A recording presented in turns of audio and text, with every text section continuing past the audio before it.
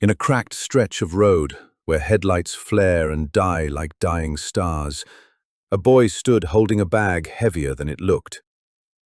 Not heavy with weight, heavy with what it meant. Somewhere ahead, a red light blinked over a border post that didn't care who he was or who he was about to become. This is the story of 5 men who were really just one man at 5 different points of no return. This is POV, every rank of a smuggler. Quick note before we start. This is a dramatized story, built from patterns across real cases and reporting, not a how-to. It's about what this life costs, not how it works. Let's start at the very bottom. Rank 1. The Mule. He doesn't remember agreeing to this, so much as running out of other options.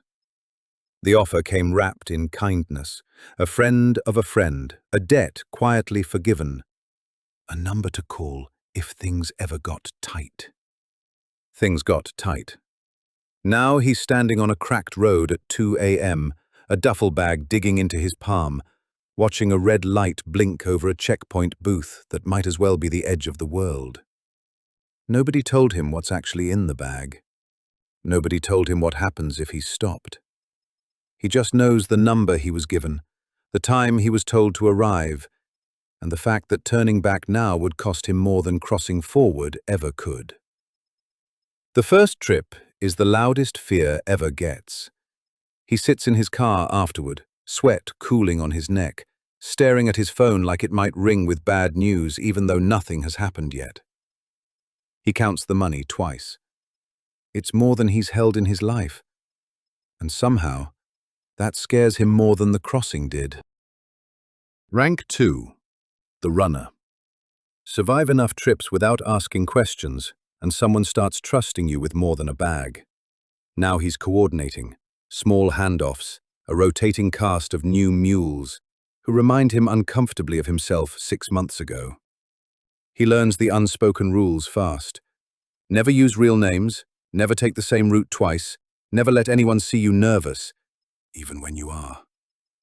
The money changes his life before it changes his face. New apartment, new car, a story for his family that gets a little more polished every time he tells it. The people who knew him before start asking questions he's gotten frighteningly good at deflecting. He tells himself it's temporary. He's told himself that for 4 months now. Now he doesn't touch product at all. He touches decisions. Who gets supplied? Who gets cut off? Who's late on payment and needs a reminder that isn't friendly?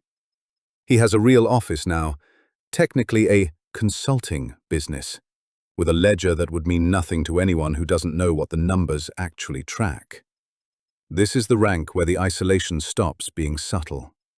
He can't tell his family what he really does. He can't tell the woman he's seeing why he flinches at unmarked cars. Success, at this level, doesn't feel like freedom. It feels like managing an ever-growing list of people who could end everything with one phone call to the wrong person. Rank 4. The Regional Lieutenant. He has an office with a view now, and layers of people between him and anything that could actually get him arrested.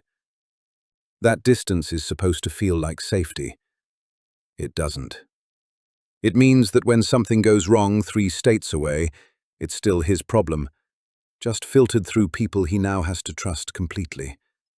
A word that stopped meaning anything true a long time ago. He's made calls by now that he doesn't let himself think about after dark. He's watched people below him take falls that, in a version of his life with fewer bad decisions, could have been his.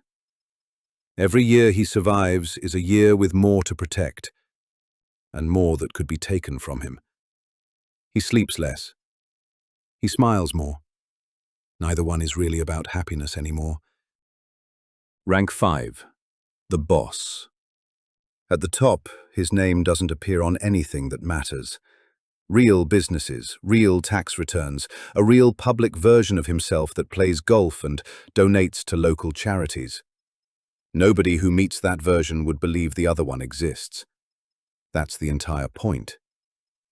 From the outside, this looks like winning, From the inside, it's a permanent, low-grade vigilance that never actually turns off. Every relationship a calculation. Every loyalty an expiration date waiting to be found. The climb that started with a duffel bag and a shaking hand ends here. In a room with a view, and absolutely no one he can fully trust to be in it with him. Every rank on this ladder trades one fear for a different one. The mule is afraid of getting caught. The boss is afraid of everyone below him deciding his freedom is worth less than their own. Nobody on this ladder ever actually stops being afraid. The fear just changes shape as you climb. If you had to guess, which rank do you think regrets it the most? Tell me below, and subscribe if you want the next POV.